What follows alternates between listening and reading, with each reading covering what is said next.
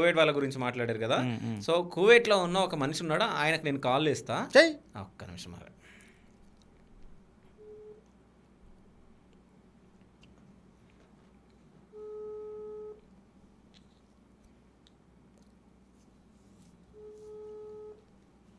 Hello, hi brother.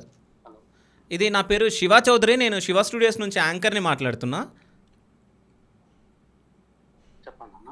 ఇది డిఎన్ వర్మ గారు, మీకు ఐడియా ఉందా? అంటే కువైట్ గురించి ఎక్స్పోజ్ చేస్తూ ఉన్నాడు. సో ఆయన కువైట్లో పనిచేస్తున్న వాళ్ళ గురించి తప్పుగా ఏమన్నా మాట్లాడారా? మీకు ఏమన్నా అనిపించిందా? చూసారా ఈ టాపిక్స్ ఏమన్నా మీరు? చూసామన్నా. ఓకే, ఏమన్నా ఓకే, వీడియో కూడా చేశారా?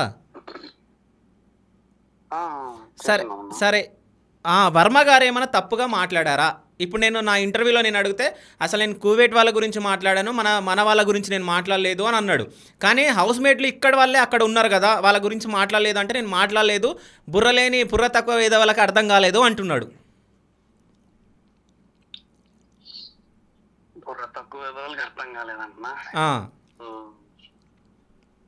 సరే, మీరు ఒకసారి నేను ఏమైనా క్వశ్చన్లు అడగాలనుకుంటున్నారా? ఎవరు జాబీర్ కదా? అవును.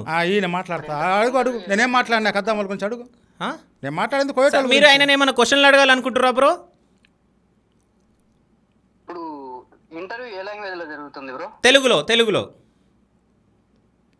వీడియో ఎవరు చూస్తారు బ్రో? అర్థం కాలే. వీడియో ఎవరు చూస్తారు బ్రో? తెలుగు వాళ్ళు చూస్తారు.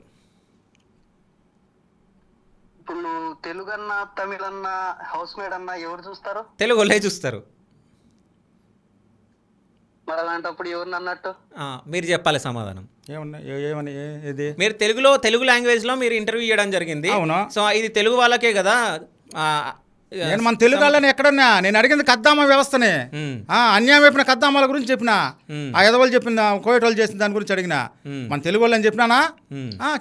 చెప్పమను. సరే.